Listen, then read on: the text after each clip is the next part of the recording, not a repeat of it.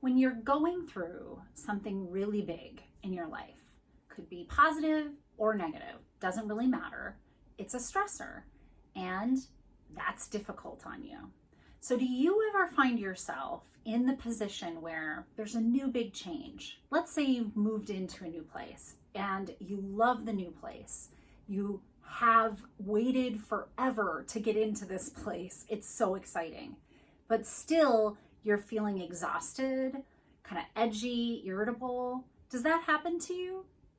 Hi, I'm Dr. Natalie Marr. I'm a life transition expert and a clinical psychologist, and I can tell you that you are just normal when this happens to you, and you're not alone. A lot of us during high transition times have this stressor that we don't take seriously, basically. And we get super tired and irritable because we're not doing the kind of level of self-care that we would need during that time. And I mean like kicking it up a couple notches. When you think about leaving one place and moving into another, for instance, wow, that's a lot of work. It's your whole life put into boxes and on a truck and pummeled across town and then reinvented in a new space. There's a lot of emotional bandwidth that you're going to use in order to do that. And stress is funny. It kind of creeps up on us, right? Like it also has this way of accumulating over time. So I'm stressed out because I have a project due at work. I'm stressed out because it's tournament week for my kid. I'm stressed out because the holidays are coming. I have all this shopping to do and I haven't even started. And then you get edgy, right? So maybe it's not a huge life transition, but a layering of life transitions. Either way, you're gonna eat at what you've got for emotional bandwidth. So how do you fix this, right? Dr. Natalie, I get it. I get your concept here. How am I supposed to compete with that? Well, here's the deal. You need to start wherever you're at right now, putting marbles in the marble jar. So I stole this from Brene Brown, but she talks in, I think it's The Daring Way, and it may be, some of the other stuff that I've heard that she's blogged about. She talks about this concept that she actually discovered through her daughter's teacher when she was in grade school. And that teacher would keep a marble jar on her desk. And anytime the kiddos were doing well, marbles would go in. And anytime the kiddos weren't doing well, marbles would come out, right?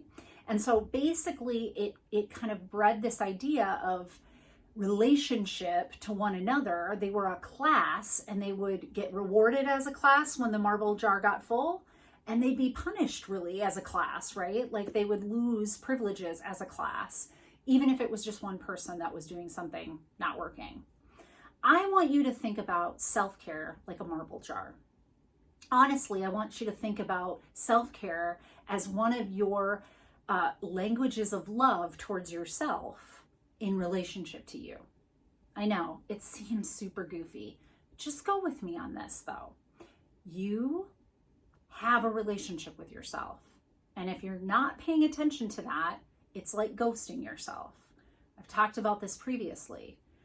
If we just kind of keep moving on and keep expecting of ourselves, but we're not nourishing this relationship with us, that's one of the things that's pulling things out of the marble jar. Start where you are. Know there's a marble jar. Know there's a relationship with you.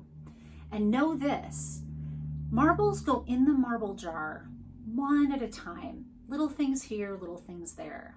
Going for that walk for yourself, giving yourself an extra hour in the morning so that you can drink your coffee with peace and read or do whatever you want to do before the whole day gets started.